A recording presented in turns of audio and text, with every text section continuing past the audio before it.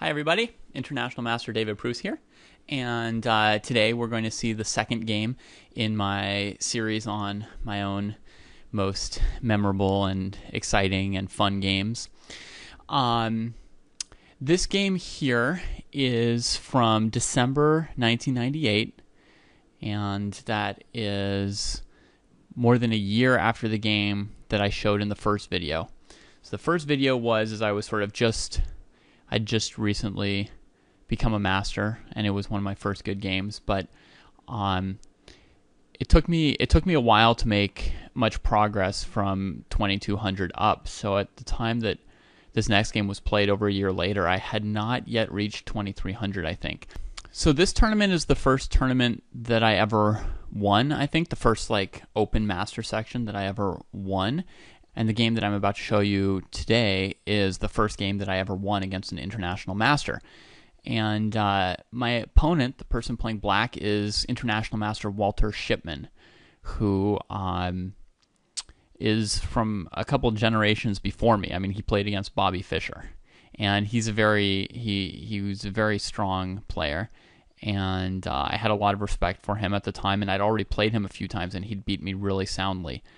I think in my notes somewhere on one of my games, I saw that he was 3-0 or 4-0 against me at the time this game was played. So, so he definitely did his share of beating me, and I definitely, was more used to losing to him than winning against him before this game. Now, as we play through the game, there's a few things in particular that you're going to look for and possibly learn today if you want to learn something today. One thing that we're going to see is long-term material sacrifice. So playing for a long time with some kind of positional or initiative compensation for being down on material. Second thing that we're going to see is we're going to have a discussion of some opening principles. And in particular, one thing we're going to talk about is when you want to open a position. So, if you have a position, when do you want to trade? What's the value of your pawns and your opponent's pawns when you're trying to open up the position for your pieces, or not open up the position? And then, of course, there will be some calculation and some fun. So that's what you have to look forward to today. And with that, let us begin. So I'm playing white here, and it is round 4 of the tournament. And I think I was maybe half a point behind the leaders at this point, but I got paired with one of them in IM Shipman, and there were an IM and GM on board 1 or board 3 next to us playing as well. So there were some better players than me in this tournament. So I played my favorite opening, the King's Gambit, and in this position I played D4, which is a move that I'd played a few times, and I'd also played against Walter Shipman himself even just a couple weeks before.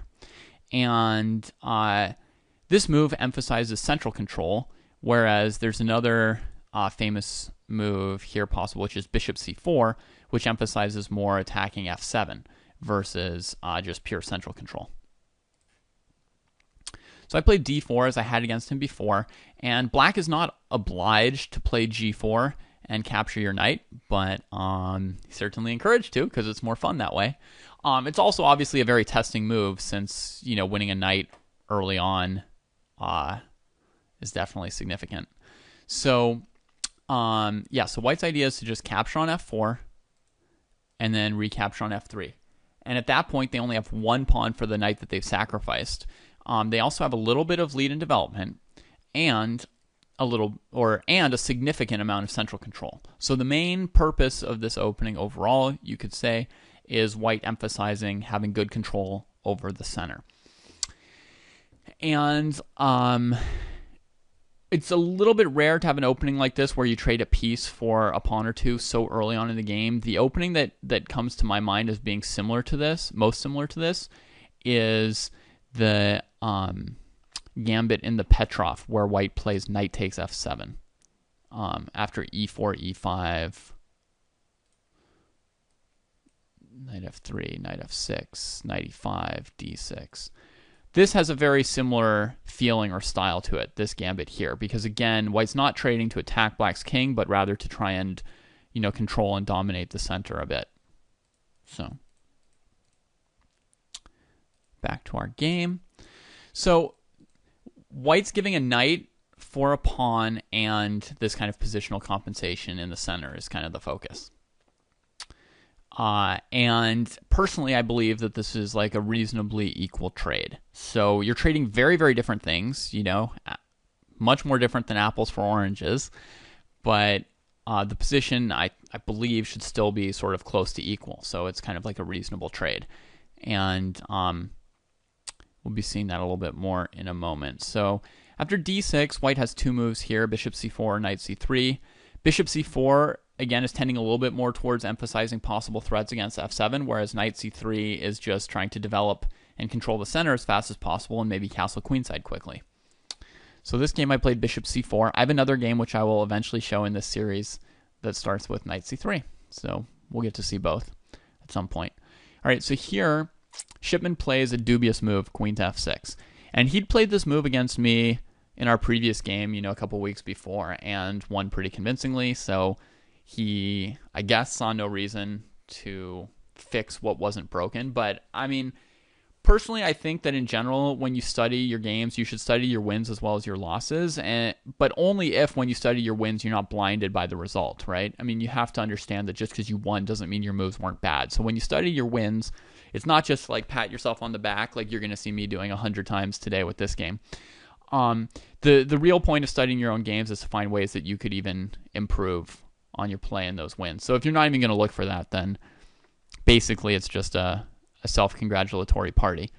But if you will, then, I mean, you shouldn't repeat a bad move just because you won with it before. So this move here is not completely illogical. I mean, the bad part of it is moving the queen, but obviously white also moved their queen, so it's not just bad to develop your queen. But this move here, what I don't like about it is it puts the queen on this open file that white can quickly put a rook on. So that's one thing I don't like about it in general. The second thing I don't like about it is this answer from white, knight to c3. Because the purposes behind this queen move, the reason black's doing it is A, threatening d4, B, trying to create problems for white by lining up with this queen. So looking to play like bishop h6 and trade queens maybe, and keep white from attacking on f7, since white doesn't want to trade queens here. But this move, knight c3, is the second problem with queen f6. It turns out that if black takes on d4, then white can take here with check. And if king takes, bishop e5. So white wins back their pawn, right, and gets to this position here. And, this is probably what black should even try if they're going to play queen f6. They should try capturing the center pawn. But, I mean, clearly white has, rook d1 and e5 in some level, or maybe even e5 first, some level of play here, with the king now stuck in the center. So, personally, I don't think wandering around with the queen like this while allowing bishop f7 check is going to be black's best bet against this opening. So, in the game, my opponent plays c6 to prevent knight d5, right?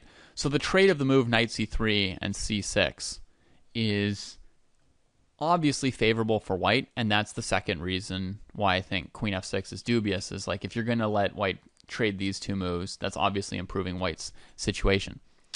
The previous time I'd played this game, instead of playing knight c3, I'd played the move e5 against him. Now, what was the point of the move e5? Why did I play e5? The idea was, I'm ahead in development, I've sacrificed material, I want to attack on the f-file, and my opponent has responded by moving his queen too early, so what do I want to do? I want to open the position. And e5 is a move which tends to open the position, right, by getting a pawn trade. Since the pawn is attacking the queen and the pawn at the same time, that's a way of forcing a pawn trade, right? If his queen weren't here, sometimes you play a move like e5 trying to open the position, like imagine just a move ago, if white followed up with e5 to open the position, black might just play d5, right, passing you by and leaving the position closed. So when you want to open a position, you want to look for opportunities like this where you can play a move that actually forces your strategic goal. In a sense, This move here is like a double attack or like a fork, okay, from tactics. The idea is one part of your threat is pawn takes queen, and the second part of your threat, your double threat, is a strategic threat, which is to trade off pawns to open up lines to attack their king. Okay, so in a sense, it's a double attack or a double threat when you play a move like e5. But e5 went really far awry in that game. I didn't have enough of a lead in development, and there are also limitations to how well e5 opens the position, which we'll talk about in a moment. But I can tell you that this game went really badly for me, and I had prepared an improvement, knight to c3, which threatens knight d5 and gets my opponent to play a worse move. So now here's a really good question for all of you to stop and ponder for a long time.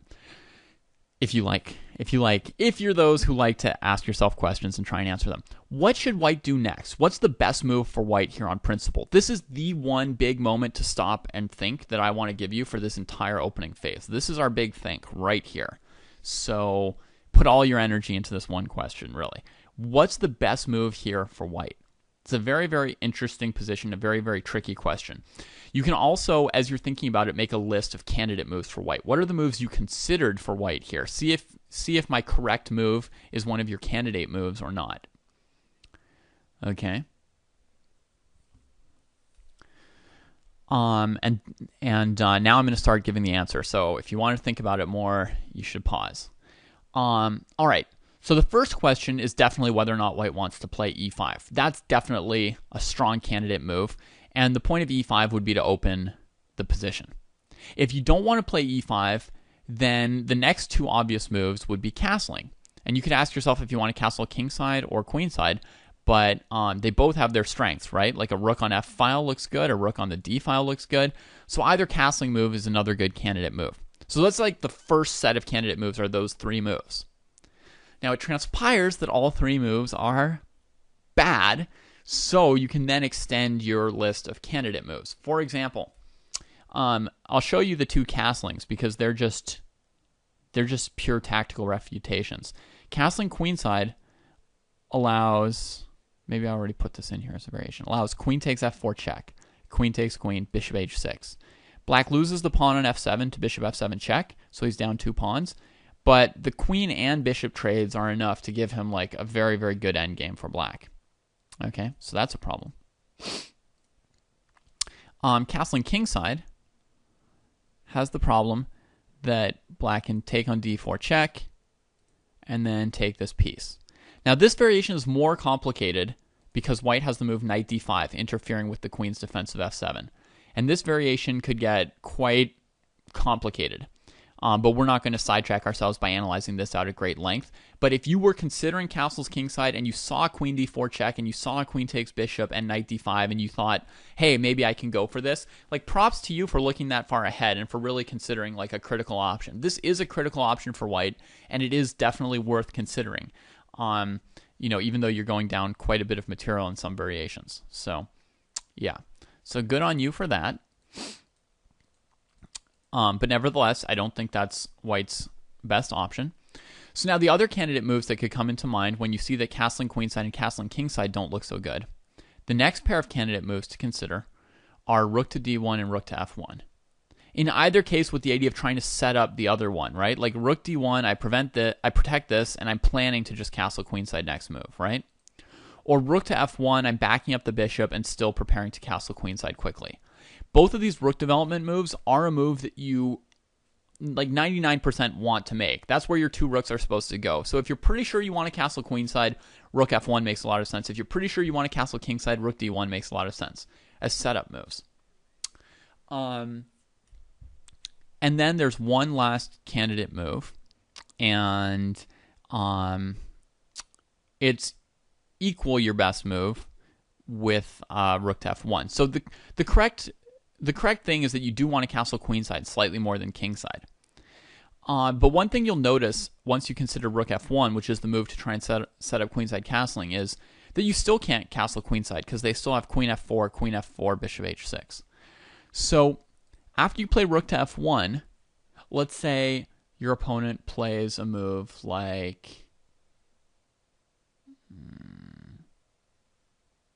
I don't know. I want to play like a slightly neutral move, not something like bishop to e6 where you have to start calculating d5. I want to play a move that doesn't change things too much. But it's hard to come up with a good one. Okay, this is not necessarily a good move. It's a random move. But let's say black plays this move and you want to castle queenside. What's your next step here? How do you prepare for that? What would be the next move white would want to make? And the answer, as it turns out, is the next move for white would be queen to e3. Does that make sense? That's getting out of the way of the queen f4 check tactic, and it's getting your queen off of the way of this rook, right? So that now the rook is aiming at their queen and their f7 pawn. So it's preparing threads and it's preparing kingside castling. So queenside castling. So this would be the right move here. Okay? So on this move, it turns out your best options are queen to e3 and rook to f1. Okay? And I think, strangely enough, queen e3 is slightly better than rook to f1. You're preparing rook f1. You're preparing castles queenside after rook f1. And in some cases, you might just castle kingside after this move. Just putting your rook on the f-file as well, and just, I don't know. It's a slight option. So those are the best moves for white: queen e3 and rook f1. Rook to d1 is a fine move also. The thing is just that castling kingside is like a little bit less good than castling queenside. Now that that's covered, let's consider the move that I actually played in the game. Not that one, unfortunately. e5. All right. So I did play this move, which is the wrong move. And if you answered rook d1, rook f1, or queen e3 as being the best move, last move, you get super credit for doing that. Okay? Now let's talk about e5 and why it's not good. The purpose of the move e5 is to open the game, right? And so we're looking to force pawn trades and open up lines to the black king. But here's the thing. This pawn center is currently mobile, right? It's very nicely arranged because it controls all the squares in the center like this, and because you can easily play e5 or d5 at will. So a very nice mobile pawn center, and all things being equal, this is the best position to have your pawns in, right next to each other. That's the best pawn center. Advancing them further up does not make your pawn center stronger. In fact, it makes it a little bit weaker and more vulnerable to blockades. Okay? So you only want to do this when you're really ready to get the action on. And in this position, white is not quite going to be able to achieve that. So e5 is going to partially open the position, but not fully open the position. And that's going to be the problem with it, is that after you partly open the position, you get one pawn trade. You're not going to be able to trade your last pawn off. And that's going to become a blockaded pawn that creates a little bit of a problem for white. So watch how black responds to this move. He trades once, as he needs to. Now he gives a check. He's not giving white time to play a move like e6, for example, maybe trading off the pawn, or bishop g5, setting up checkmate tactics. Black's going to operate all with tempo here, with threats. First, he threatens the white king. Now he threatens a queen trade, and this is the key move, which I think I didn't see when I played the move e5. Actually, I might not have, given how not great I was, I might have even not seen that I couldn't play bishop g3 because of queen c4. But that's a key point, right? I can't play bishop g3 opening up the checkmate because his queen would take on c4. So I have to play the pawn move. He offers the queen trade. I have to keep my queen on the board. And now, having played this queen move and taking control of some of these light squares around here, he's able to play bishop to e6, blockading, solidly defended, right? And setting up a blockade on e6, which blocks this pawn, which blocks this bishop.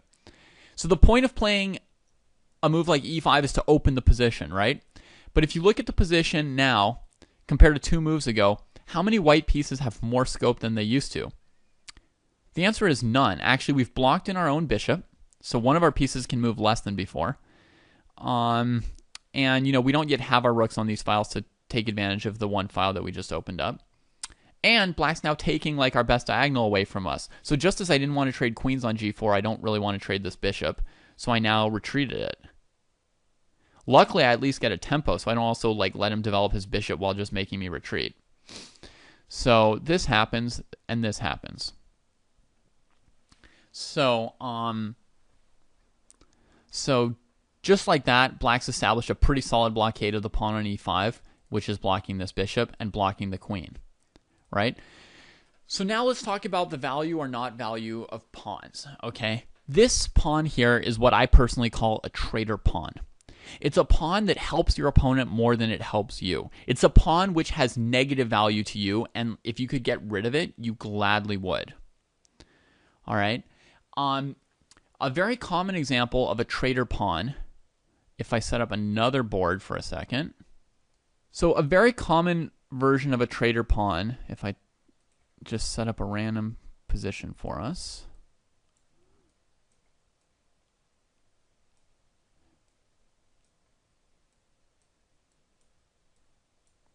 Let's say white has castled queenside, black has castled kingside, and for some reason, black's letting white massacre him with this pawn, and he hasn't recaptured it, and white takes on h7. After the move king to h8, this is a very, very classic example of a traitor pawn. And you will seldom see someone play knight takes h7 in this position. You'll almost always see them play king to h8. Why do people universally play king h8? Because they don't want to capture your traitor pawn. Why is your pawn a traitor? Because it's the only thing keeping your rook from capturing the enemy king. And you can't get rid of this guy anymore, and he's in your way, and he's helping the opponent more than you. So once your pawn is of negative value and helping the opponent more than it helps you, that is what I tend to consider a traitor pawn. And if we look at this game, this pawn here is an example of a traitor pawn. And opposite side castle positions are very common positions for having traitor pawns, where you would rather just not have any of these three pawns as black, just so you had all open files, right? And white similarly would love to just take the G and H pawns off the board if he could. So here we have a traitor pawn. It's blockaded, it's blocking in my pieces. And this is kind of the refutation of that early e5 move by white. That's why that move wasn't good. Did it open the position? A little bit. But what it did was it took a fluid position and made it into a semi-open position with a blockade. My chances were better just having the fluid position here and seeing if later I might have a chance to play d5 and e5 and trade both pawns than to go ahead and only get one pawn trade and then get the pawn blockaded on e5. Okay. Now, an idiosyncrasy of mine that has not particularly gone away or abated over all these years is that even though I realized I'd messed up and my position was bad, I now didn't want to repeat moves. Bishop d3, queen g4, bishop e2, queen g6, bishop d3 could be played, and it forces black to put their queen on g7 if they want to win. And g7 is a worse square than g6. Okay? So nowadays, I would probably go back and forth until my opponent played queen g7. But back then, even though I was playing somebody who was like 4-0 against me, and even though I realized I just messed up royally, I was afraid that he might repeat the position and take a draw. I could have even repeated once to see if he would repeat, and then avoided the draw. But I was just like, no draw, no repetition. And I castled queenside, and now at least I've got one active piece, right? Okay. So, all right, so the game goes on. White's position is pretty bad now. He's got a pawn and a little bit of development and a little bit of central influence for the knight. But given that he no longer has the powerful, flexible center and that there's a blockade, white does not have sufficient compensation for the material at this point. So black plays knight d7. The idea is to possibly play bishop c5, right, developing the bishop nicely. So I play knight e4 to prevent that, and so the knight can start looking at these two checks. Now, another interesting question you could ask yourself here is, what's the best move for black? I think it's a slightly surprising move. The move he plays in the game, I believe, backfires, and it's not a good move. So that made me wonder what was the best move for him, and then I realized, it's not that easy to find the best move for black here, even though I think black's position is better, it's actually still tricky to find the best moves for black in a position like this. The thing is, they want to keep this knight from establishing on one of these squares, and I can use those outposts to try and move my traitor pawn off. Problem is, if my traitor pawn goes to d6, it'll block the d file instead of the e file. But hey, one step closer to getting rid of it, maybe? That's what you gotta hope with traitor pawns. So anyway, black would love to castle queenside, but there's queen takes a7, so that's not his best move. He might like to develop his bishop to g7, but knight d6 is good. He could try to develop this knight, but f6 is covered, and e7 allows knight d6 check, which is grisly as well.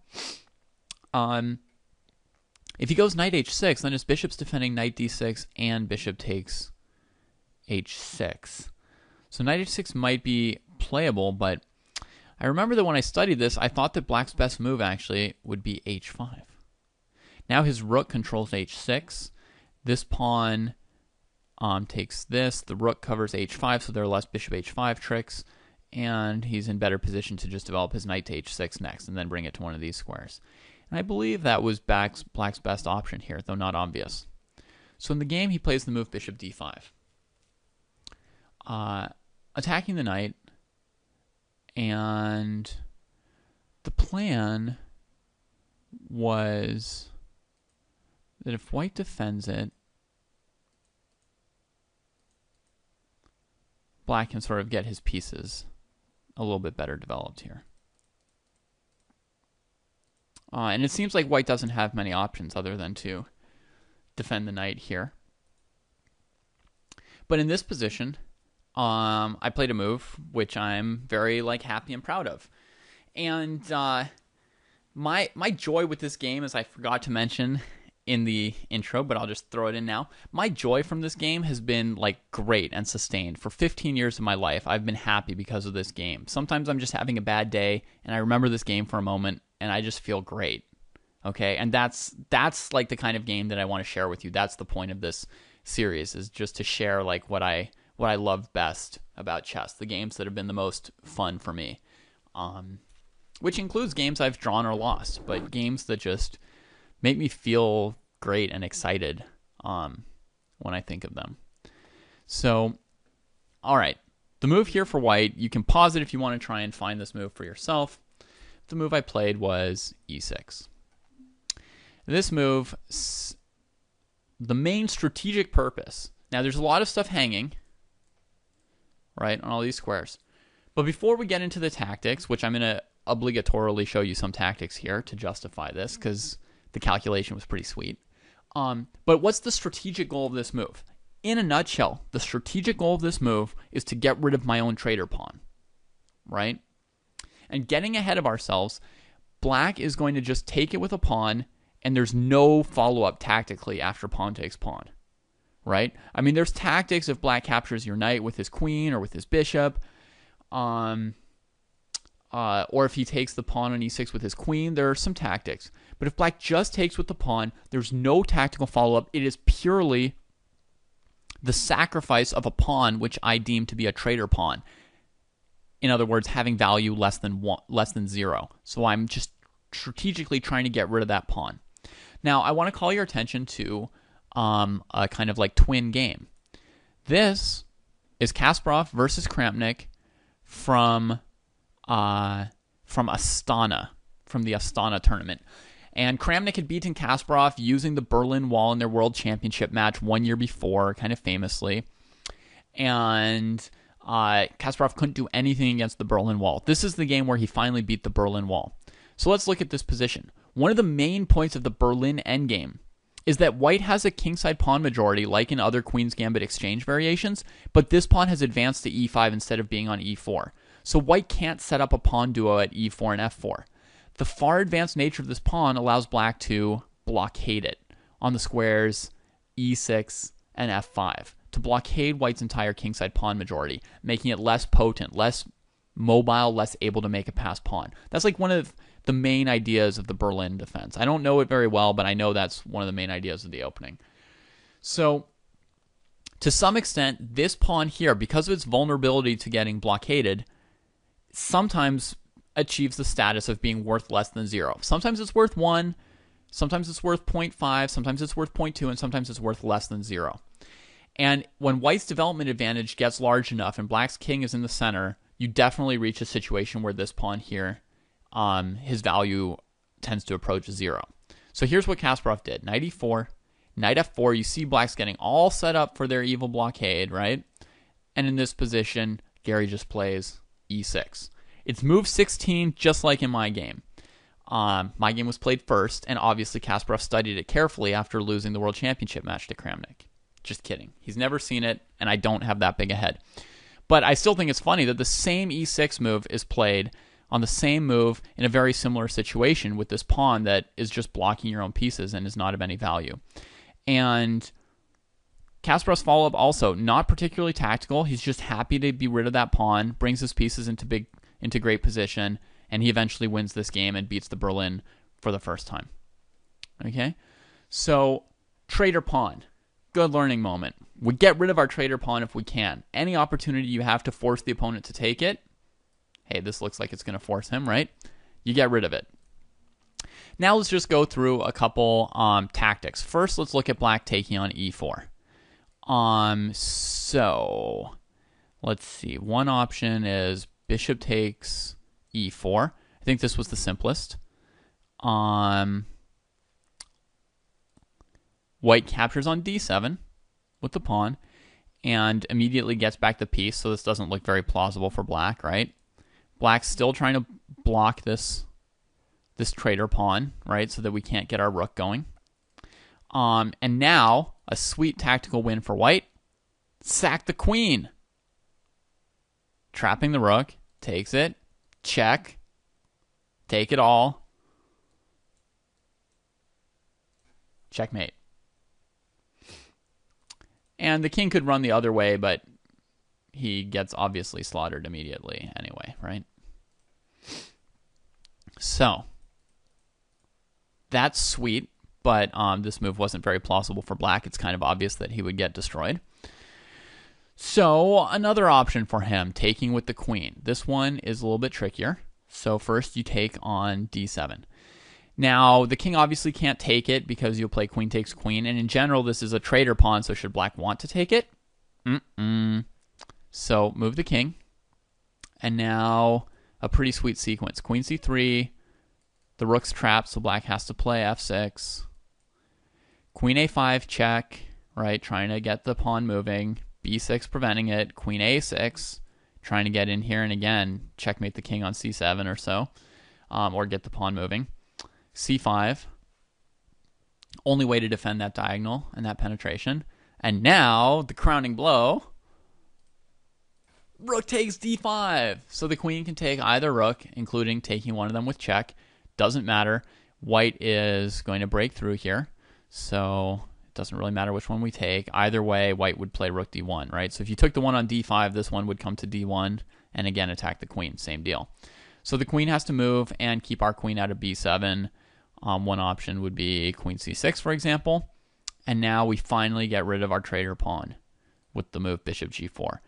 There's no move that black can play that prevents queen to c8. And then getting a new queen with discovered check and taking everything black has. So that was like a sweet and difficult variation for me to calculate at the time. Kind of a long calculation for me at the time. But, you know, that was also one of the strong points in my game already. So, yeah, so that's a cool variation. Now, the next tactical variation is queen takes e6. And in general, you don't want to, when you're capturing this pawn and blocking a file that your king is on, you want to block with the least valuable piece possible. That's why eventually the move that black played, pawn takes e6, is strategically his most likely to be best move. Did he have to calculate all the different captures? Yes.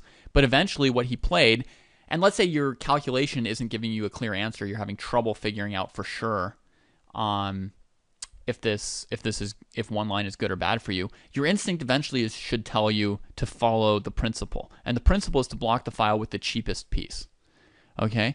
And the difference between blocking with the queen and the pawn is the most striking and obvious. So here, white's going to be able to attack the queen in order to get tactics on this file. Bishop to g4, attacking the queen. If the queen captures on g4, then very simply, knight f6, double check, wins the queen. If the queen captures instead on e4, bishop takes d7 check. The king can't take again because it would lose the queen. So king to e7 or king to d8. they each lose the piece. Trade, rook here. And if f5, bishop f5, and if knight f6, bishop g5. Black loses back the piece that white has sacrificed, and they continue to get beat on pretty badly here. Their king position is going to cause them to lose a bunch of material still, even after that. King to d8, trade queens, check, take back your piece, bishop pair, extra pawn, king getting checkmated. Real bad news for black. So there you see the difference between blocking the file with a pawn or a queen. This allows these kind of tactics that are really pretty brutal. And queen e7 allows knight d6 and knight b7 and strong continuing attack for white, right? So finally, there was an option of bishop taking on e6. This is not as bad as capturing on e4 or capturing on e6 with the queen. It doesn't lose immediately, but it's better to block that file with a pawn than with a bishop. So white just continues with bishop d3, threatening to win the queen. Queen retreats, put some pressure on that file because it's not a pawn blocking it, and white just has like a good attacking position here.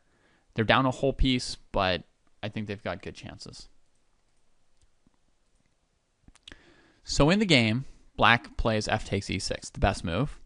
And now we develop the knight further, putting pressure on e6, trying to use this file that we've just opened by getting rid of our traitor pawn. Now, in this position, black has a major option to take the rook or to develop this bishop with a tempo on white's queen. I think that bishop c5 was correct, but if bishop takes h1, various things that could happen.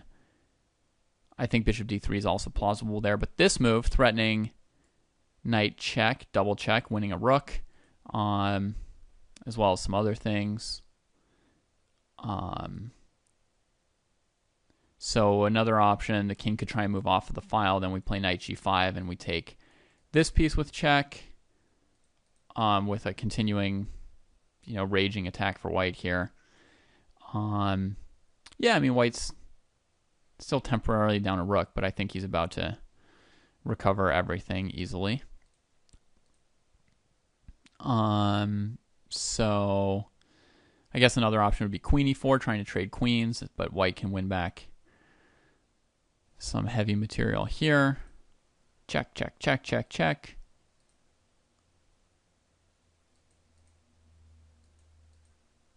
And yeah, I think black loses their queen here. Either queen g6 or king here. There's knight e6, winning the queen. Or winning, yeah. The king comes up to f6, knight f8. So it doesn't seem like there's any simple defense for black here after knight takes on e6. The other move I tried was bishop e4 for black, and then taking that rook. And now white's, again, down one piece for one pawn. The game goes on. The fight continues in this position. But white's, regaining all these pawns here, and the black king remains on the run for the foreseeable future here.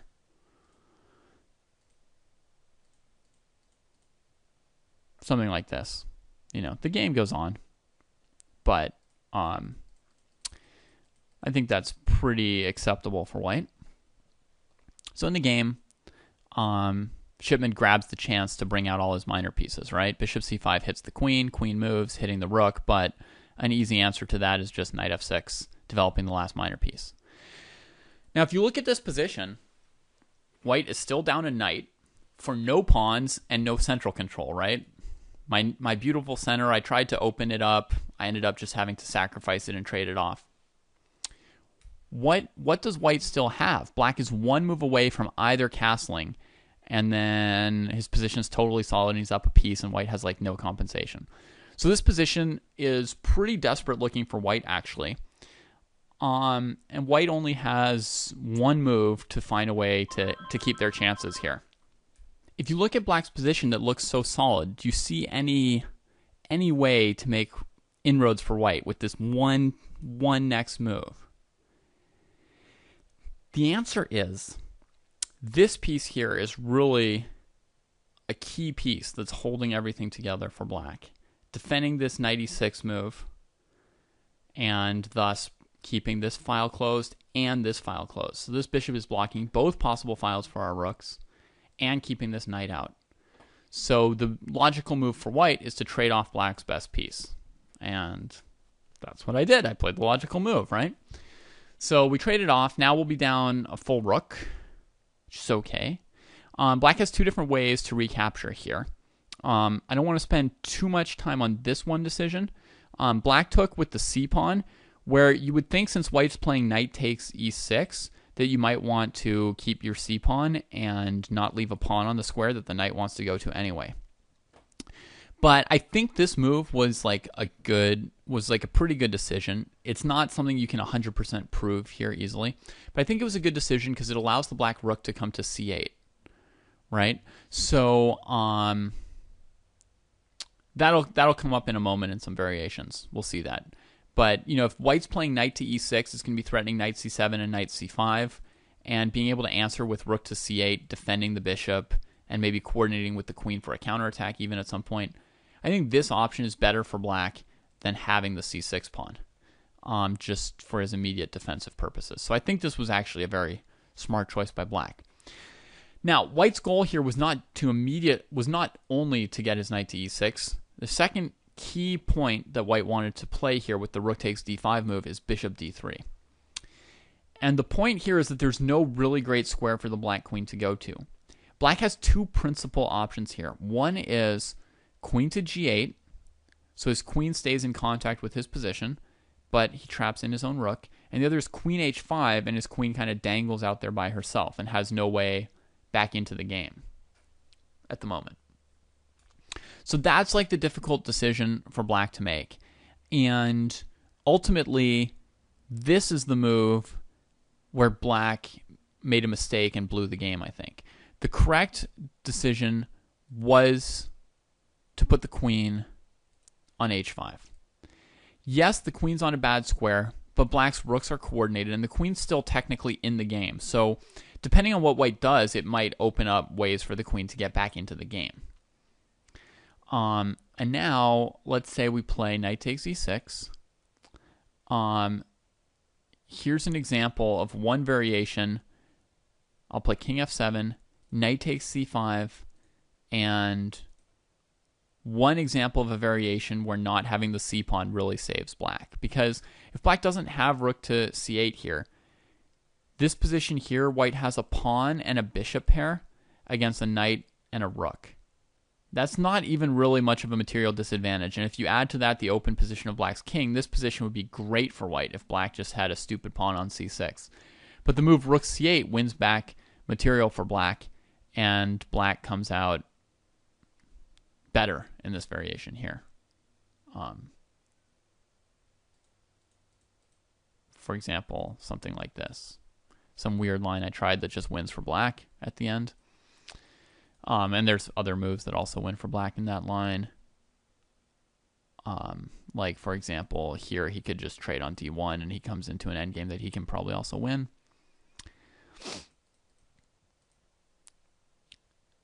So that's just one variation I wanted to show you that shows the benefit of not having the c-pawn. So queen h5 would be the best move for black, and now the queen is out of the way. And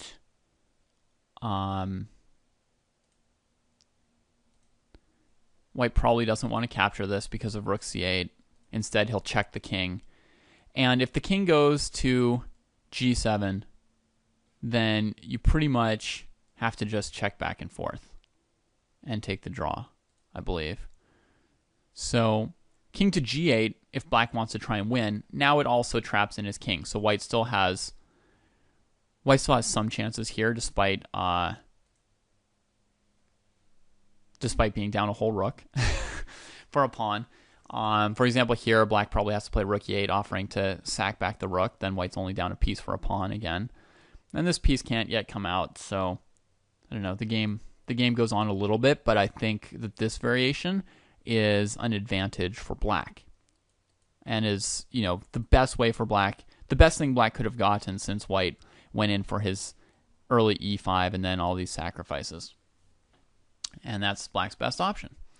But in the game, black chose queen to g8 to keep his queen sort of more connected to the game. But it turns out that the queen's kind of badly placed on g8 or h5, and so it's better to leave the rook possibly in the game versus this. So now white just plays rook to e1, an obvious move, developing his last piece, and white, I think, is basically crushing here, even though back when I had a computer engine, computers weren't quite as strong then, my computer engine still thought that black had pretty good chances, but I think it's I think this position's pretty good for white. So the suggestion that my computer made to try and defend for black was knight e4 and then trading a piece of white's like this. So here, and I don't know, there's different ways white could play here. Like, you can just win a piece with queen c7.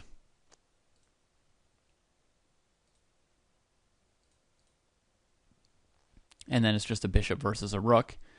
But when I analyzed this position out, I thought white had enough material to keep like a small edge, but that it eventually kind of petered out to black kind of getting back into the game.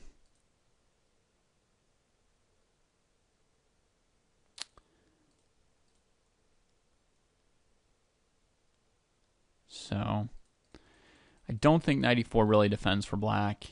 I think white can also just go with rook e4, just building up all the pieces. Whoops, sorry. Clicked on the wrong variation. Bishop b5, bishop e7,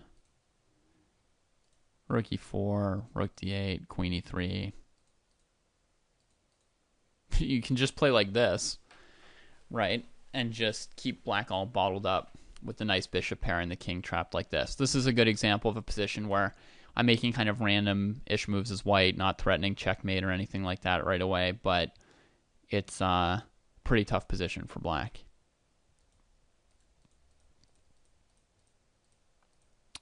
So yeah, just a random position like this with the black pieces all passive and white sort of opening up the center.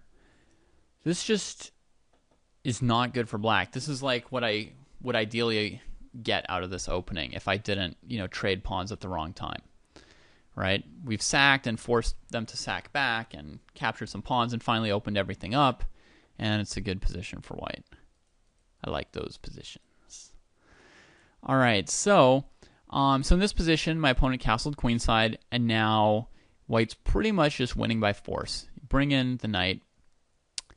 Oh yeah, the other thing I wanted to say about this sequence is that one of the principles in chess, which is like sort of just randomly shown in this variation, one of the principles in chess is to like find your worst placed piece and improve it, right?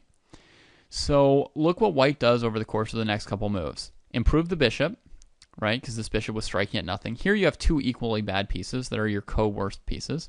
So instead of rushing in with knight e6, winning the pawn and making these threats, instead we first improve the bishop. Then we next improve the rook, right? Which was then our worst piece. Now once the king castles here, this is our short range piece, and it's now the worst piece because it's far from their king. So now rook e6 turns out to be okay for white as well, but the most principled move and the best move is to bring the knight towards the opponent's king, right? That's now our best piece. And now after the opponent plays rook d8, what's our next worst placed piece? Our knight is in striking distance of the king. Our bishop's on this diagonal. Our queen's on this file. The rook's supporting the knight, and it's on an open file. This is the piece to improve, right? And so the next move was bishop to f5, right? This was a good diagonal. Now this is a better diagonal. Incidentally, the reason why this is a defense is because on knight c5, black can play rook takes, check. Right? And if the queen takes, then knight takes knight, and he's defended things. So that's how rook e8 defends against this knight e6 move while also saving the rook. Annoying defensive resource. So bishop to f5, developing the bishop. It's kind of a constant process of development, is taking your pieces that aren't well placed and readjusting them so that they are well placed and pertinent to the game. So now, in this position here, there's like a little story that's kind of funny. My opponent played d4. Now, as I said, I was playing on a board next to like an IM and a GM. And this whole game, they were basically making weird faces at me as I was sacking material and playing this very aggressive style. They started making weird faces. From the moment I played d4 on move 4, losing a piece, right, for this positional compensation in the center. From that moment on, they were often looking over at my board and just like shaking their heads like, what? And I'm playing e6 and rook d5, which I think are these like sweet, super awesome moves, right? And these like strong players are sitting next to me going like, oh, no. And like by this point, one of them was like openly laughing at me because I'm like down a whole rook, and he was just like laughing at me, I remember. And as I made my next move, he was sitting there laughing. You guys can try and guess what the next move is for white here. If you want a little puzzle, pause your videos, try and guess it as I finish my story.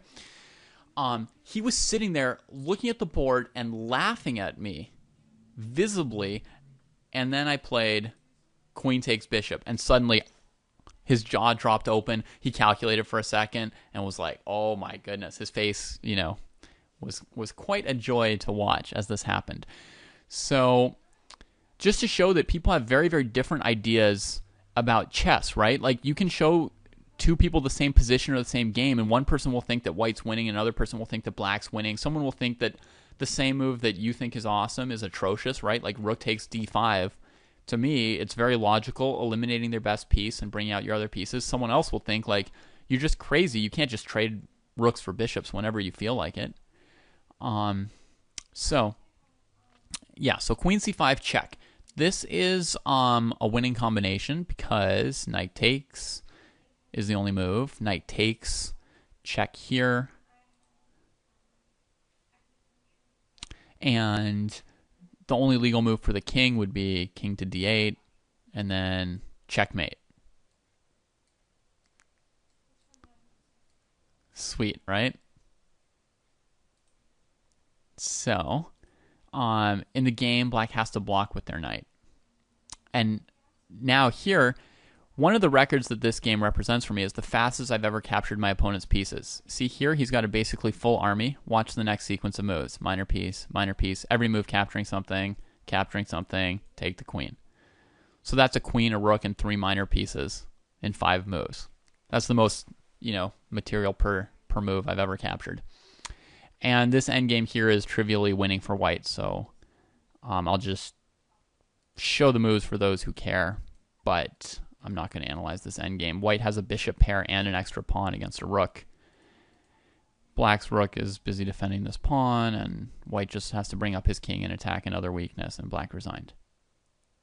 All right, getting back to right before the combination here.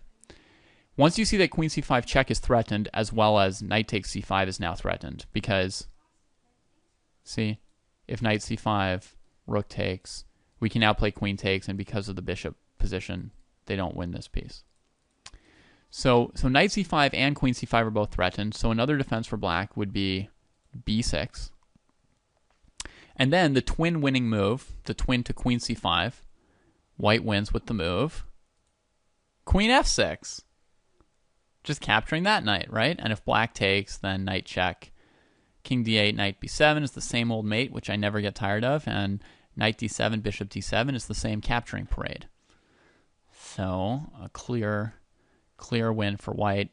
And, if you can capture either of these pieces for free and then just retreat your queen, I mean, there's no way this rook's ever going to compete with your bishop pair, and you're just going to, defeat their king here pretty easily.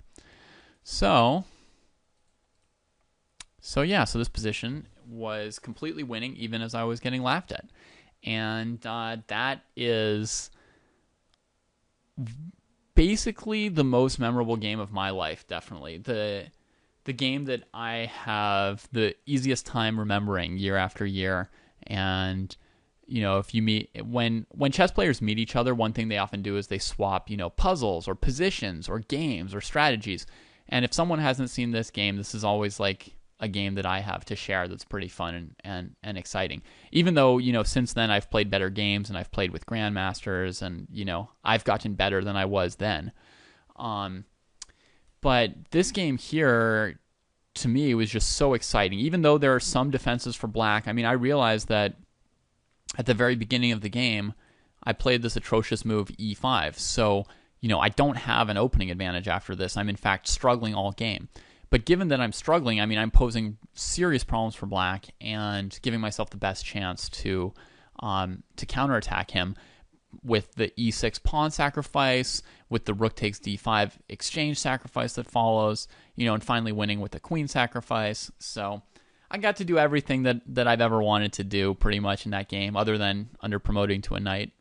No, I mean, there's lots of great things to do out there in chess. You can win endgames, maybe. That can be fun too. But this game had a lot of fun action for me and has been a great memory for me all along. So hopefully it's given you a better sense of sort of the long-term way you can play down a piece or a rook, and some interesting questions about the opening or not opening of the position with the move E5 and later with the move E6, so that in your games you'll be better equipped to understand, when do I have enough of a lead that I want to open the position? When is it going to really blow open the position, or when is it just going to open one line and then my opponent will actually be able to keep the position more or less closed and I won't get everything that I want?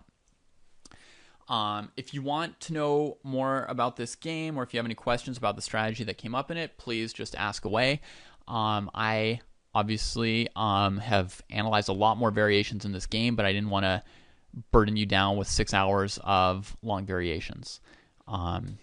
So yeah, hope you enjoyed it and have a good day.